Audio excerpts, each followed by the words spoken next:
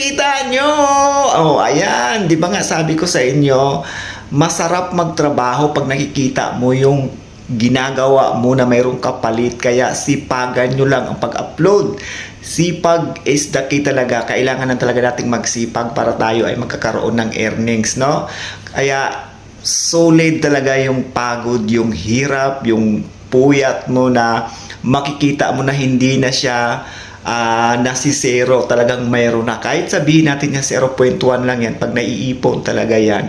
At hindi lang naman 0.1, minsan mayroong 0.2, 0.5, depende po yan sa mga comments. Kaya kayo, pag dumaan ito ang aking mga video sa inyong mga wall, mag-iwan kayo ng mahabang komento para malaki ang para hindi naman kawawa ang content creator na nag-i-import talaga. Hindi lang na mag-comment tayo dyan, isang words lang, dapat habaan natin. Kasi ganyan din ako guys, ang ginagawa ko sa mga video nyo.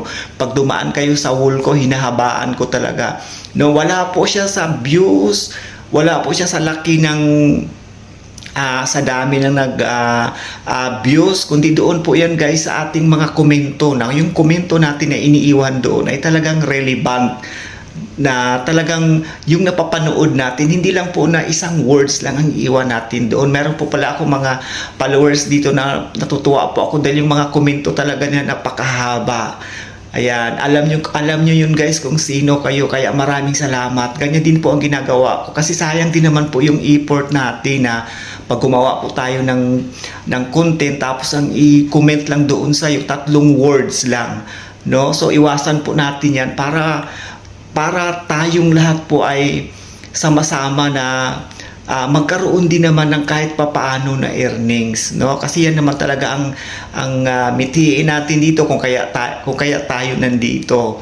At patuloy lang, sipagan lang talaga natin dahil bumalik na po siya guys ngayon. Bumalik na po yung dating na pag nag-upload tayo after mga ilang oras, makikita mo na ang iyong pinaghihirapan. So, ganun lang, no? Sipag at tiyaga pa rin talaga ang ating puhunan dito. At kung gusto mo talaga na maging successful ka dito, consistent ka lang sa paggawa ng content mo. Gumawa ka ng content na mayroong mga value. Yung content na may makuha silang aral, motivation, para lalo tayong lalakas. Hindi yung gagawa tayo ng content na diba, na walang makuhang aral. So gumawa tayo ng mga content na mayroon silang makuhang aral para yung manunood talagang babalik at babalikan ka ng iyong mga followers, no? At yan lang guys, at maraming salamat.